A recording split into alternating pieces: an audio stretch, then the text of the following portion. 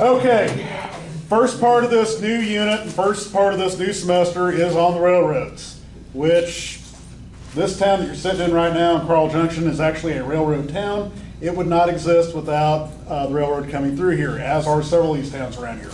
So, with the railroad, there is a network of railroads that is authorized by Congress beginning in 1862. They basically had built a lot of railroads east of the Mississippi River up before the Civil War. There were very few in the South. If you remember back to the end of last semester, I talked about Stephen A. Douglas of Illinois getting the railroad moved from, it was supposed to be built in the South. He got it moved to where there was a terminal from Chicago over to Omaha. That's the part of the railroad that's been built so far, is all that, and they crossed the Mississippi River over at St. Louis on the Eads Bridge, but they built a network all the way up to Omaha, Nebraska, okay? There is something called the Pacific Railway Acts of 1862, yeah. Yes, yeah. Okay, so, anyway, and these were basically a series of laws during the war that allowed government bonds and loans to be issued to railroad companies. The intent is to establish what's called a Transcontinental Railroad that goes from the East Coast all the way up to the West Coast. That was the first part of it. They are eventually going to connect the north and the south, and there's going to be several more completed as the years go on. Okay, by 1865, there were 35,000 miles of railroad in the U.S. By 1900, there's 192,000. So this goes up pretty quickly. Rail companies, they're motivated to actually invest more in their companies and buy more, or have people buy more stock, because they got free land from the government. A lot of the land west of the Mississippi River is going to be distributed via the Homestead Act. They got literally thousands of acres, if not millions of acres, free from the government, and they could turn around and sell that at a profit if they did not build the rail lines directly on that. So you can get rich very quickly by being a railroad man.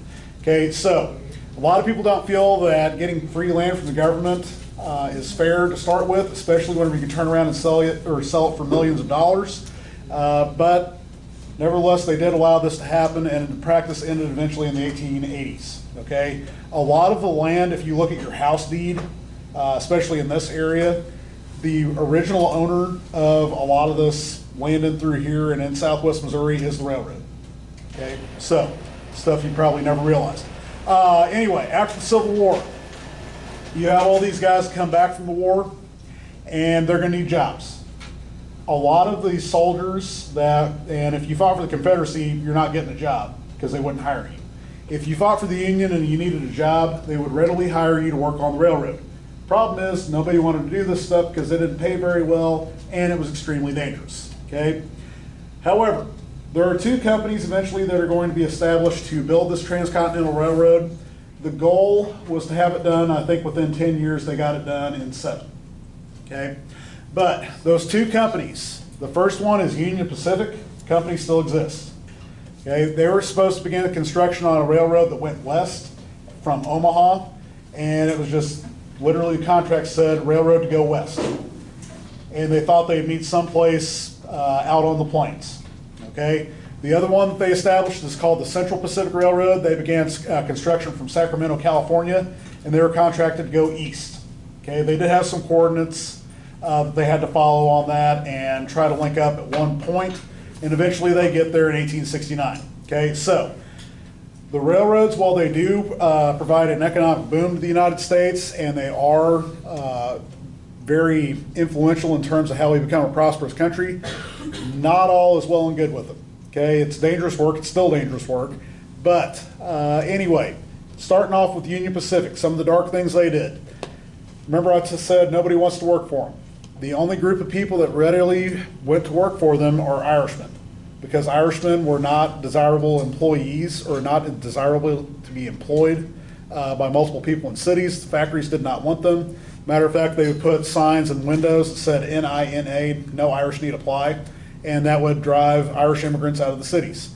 Reasons why they did not allow the Irish to apply for these jobs, they traditionally were very outspoken, and a lot of them they considered to be drunk or drunks, and this is during an era where they're trying to start banning alcohol, okay?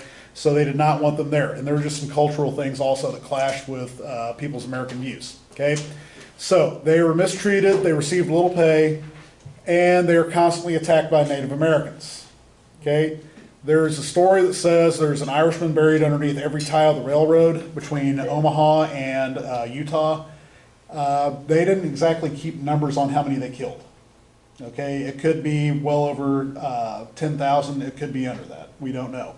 We have a good idea, more so of the Chinese that died, because they kept a little bit better records on the Central Pacific Railroad. Okay, so we'll get into that here in a second.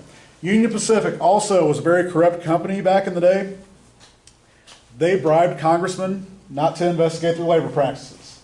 And they also bribed congressmen or let congressmen in on a little scam that they had going on, and that scam is called Credit Mobiler, and I'll talk about that here in just a second. Okay, they also had a tendency to construct things that people considered to be sin cities. As the railroad went up, these things followed the railroad just for the workers. Okay, those things included temporary saloons, gambling halls, and brothels. Okay, brothel is where you go patronize prostitutes, if you didn't know what that is. Anyway, you may have heard of this TV show that they made about this about 10 years ago, but it was called Hell on Wheels. Literally, it was just a temporary village of tents that would follow this rail car out west as they put the railroad in. They called it Hell on Wheels. Because of all these things there, they thought everybody there was going to hell. Okay, so, and because they went at a very rapid pace. So, other things Union Pacific did, this Credit Mobiler company. That company was originally established to order supplies and manage Union Pacific resources. So they would order the iron for the rails, and they did use iron back then. It's not until after Cornelius Vanderbilt starts revamping things, they use steel, and I'll talk about that. But they would request ridiculous amounts of money to purchase things that did not cost that much. Okay, so they would say, oh, we need, and this is just an example, okay, it's not a specific thing from history, but they would say, we need, $40,000 worth of lumber to construct these ties, and in reality, they only needed $5,000. Well, you've got $35,000 left over for that stuff that you said you needed, and they're like, oh, well, we have this government money, they just put it in their pocket. Okay, literally the company just would take that and pocket the money. Okay, they also conducted something called kickbacks, where they would take part of that money to Congress, who authorized the money to be given to them in the first place, and they would give it to certain congressmen to pass these bills through. Okay, that's called kickback, that's legal, and they're actually our president, or a future president of the United States, and the one that did it escapes my mind. It wasn't Cleveland, maybe in Cleveland, can't remember, but he actually took kickbacks as a member of Congress. Okay, so they basically swindled the government out of $24 million. Okay, in today's money, take that times about 3 or 4. Okay, significant amount of money that's going to individuals. There are only about 4,000 Americans who are millionaires at this point in time. A lot of them come out of various things that are invented in the the Gilded Age, but some of them did come out of this Credit Mobiler thing. Okay, Central Pacific Railroad. It is led by a guy named Leland Stanford. That name may sound a little familiar to you. The college is founded in his honor with a donation from him. Okay, so Stanford University, Leland Stanford, okay, Stanford, of course, in California. He was a railroad guy. Okay, as was Vanderbilt. That school that's in Nashville was founded by Cornelius Vanderbilt's family. I believe he'd already died, and they revamped a rundown university there. So, anyway. Now, the goal with Central Pacific was to stay free of government corruption. Stayed free of government corruption, but they treated the workers horribly. Okay, most people on the West Coast that went to work for Central Pacific were Chinese immigrants. They couldn't find any jobs anywhere else, and they were white men were unwilling to work on the railroad out west because of how dangerous it was. The Chinese, however, the alternative was you go back home to China if you didn't find a job, and you're in a feudal society. Okay, that's feudalism, like peasants, serfs, lords. Okay, they still had that system in place. Matter of fact, they had it up until the beginning of the 1940s. So you could go back and be a peasant and live off the land and work for somebody, or you could earn a little bit of money and stay here. Okay, a lot of the guys chose to stay here. Now, their routes on the Central Pacific, they went through mountainous regions. In order to get through those mountainous regions, you can't just build up along the mountain. Okay, so I know there's a lot of kids' books that talk about the train going up the mountain and stuff. Couldn't do that. You had to blast through the mountain to make tunnels and level it off so that way the train had the ability to actually get through the mountains.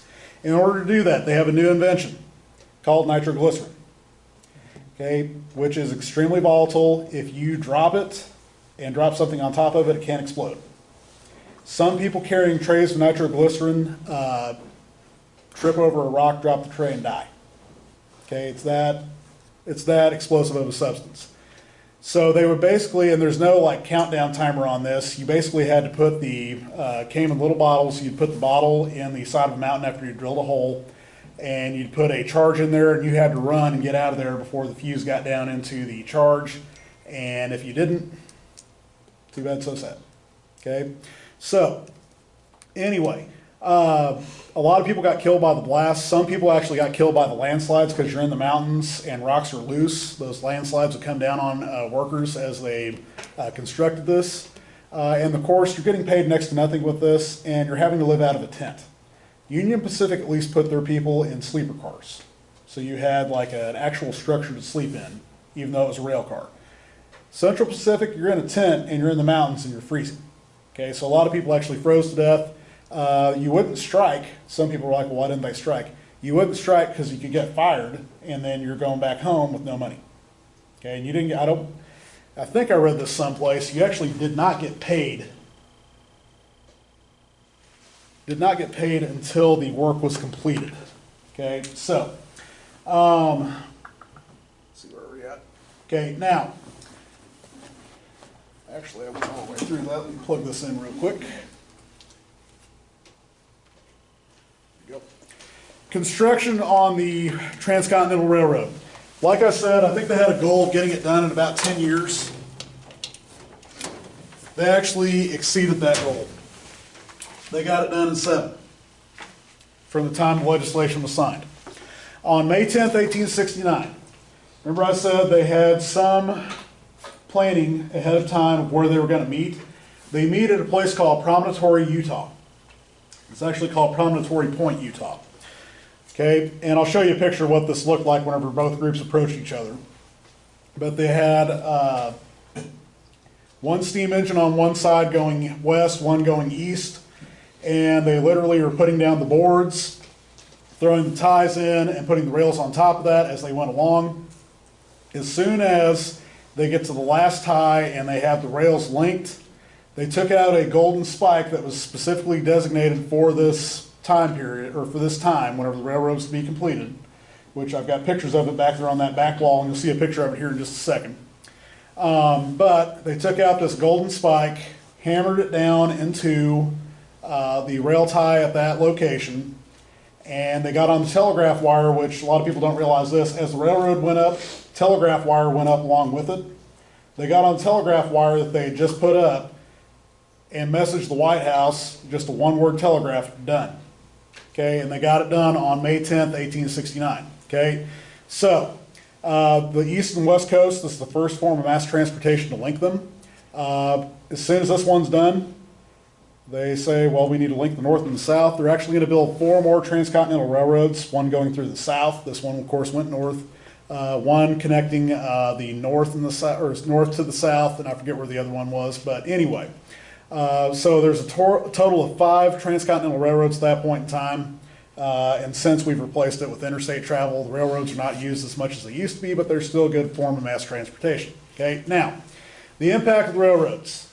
Towns are going to be established, towns are going to also be bypassed. Okay, my hometown of Lebanon, that's not where the original town of Lebanon, Missouri was. It was actually about 5 miles further, let's say northwest, okay?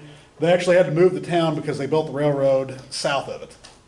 So, and they didn't want the town to disappear, so they were like, okay, let's all band together and we will build new businesses over in this section. Okay, so around here, I'm not sure if anybody did that. Of course, here in Carl Junction, it was a trading post originally that was established. And I'm not sure too much about other towns around here. I just do know that one. So, anyway. Like I said, this is whenever both groups linked up. You can see the 2 steam engines there on the left and the right. They had a great big party once they got this thing done. and they celebrated the fact, you know, they had lost several men doing this. Tens of thousands of people, of course, died on the Central Pacific. I forgot to mention that. But it was a big deal. Okay, some people equate it to this is how it felt whenever we landed on the moon and all these other technological achievements we had. Okay, so I've already done that one. All right, other things that come out of this. Smaller railroads. Mentioned out east, they already have railroads established, and you could own, out east at least, like parts of a line. Okay, and a line would be like if you started in Omaha and you went all the way to Sacramento, that's a line. Okay, so one route from one city to the next. Okay, well, they did that out east as well, except that was like if you owned the line between New York and Philadelphia, and then there was a further line, Philadelphia to Washington. Well, you may own the line from New York to Philadelphia, but somebody else could own the line from Philadelphia to Washington. Now, that's a major line. The equivalent of this would be like you owned a piece of railroad that went from CJ to Carthage, and then somebody else owned the next line that went from Carthage over to Mount Vernon. So it got a little ridiculous until a guy named Cornelius Vanderbilt in New York, who had operated steamboats, decides that he's going to start buying up multiple lines and owning longer lines. Does that make sense? Okay. So Vanderbilt basically went in and purchased competitors. He also intimidated a few of them, and I think he actually got one on a bet. Somebody had to surrender part of a railroad to him on a bet. But anyway, he combines all these railroad companies into one, and that's called consolidation. With consolidation, you get cheaper fares because you're not having to pay different companies to, once the train gets to a certain point, the company switches and you have to take it further north or south, or east or west. So you have just one fee that you pay, and there's also more organized travel times. Now, out of this is going to come standardized time. You know, we have 4 time zones in the U.S. The only reason why we have 4 time zones is because the railroads. It got a little confusing looking at a schedule whenever it could be, and again, this is just an example, 3 o'clock in 1880 in New York was not the same time as 3 o'clock in Philadelphia in 1880. And they're both in the Eastern time zone. They went based off of where the sun was and position of the sun and set their time to that. Okay, and it got really confusing, so the railroads are the ones that came up with the time zones, which is now why we just have 4 instead of, and I think the number was in the thousands. Okay, in terms of what times could be, or different times could be. That is adopted by the entire nation during World War I. And of course, they start messing around with it and establishing daylight savings time and all that stuff at that point in time. Another impact of the railroads, mail order catalogs. The Amazon of the day was called Sears. And you all probably remember the Sears department store that used to be here. At one point in time, Sears was the largest department store and largest retailer in the world. Okay, eventually that went away. Based off of, I think Walmart took the first bite out of it, Amazon wound up killing most of the rest of it off. Okay, but the way that got started is Richard Sears was a railroad, he was affiliated with the railroad somehow. He went to a telegraph wire and he sent out a message like, I have a box of pocket watches, and I think he had maybe 100 of them or something like that. Message me and send this money to this location if you would like a watch. And he sold them at cheaper price than what you could get in going to a local dry goods store. And he sold out of his watches within a month or two. And then he expanded it and started sending out catalogs of stuff that he could buy and sell, and he just shipped it on the railroad. Okay, so that idea had never been done before. Sears is the first one that did that. And he eventually partnered up with a guy named Roebuck, and like I said, they became the world's largest retailer from about 1880 until the 1970s. So Cornelius Vanderbilt also is going to start this practice of using steel on his railroads instead of iron. Steel does not rust as quickly as iron, and it is also stronger. Because people need steel, there's a different process by which you make steel as opposed to iron. This intensifies the need for steel, which is going to lead to a guy named Andrew Carnegie cornering the market on steel, and we'll talk about him here in just a second. Also, you're going to have a population boom out west.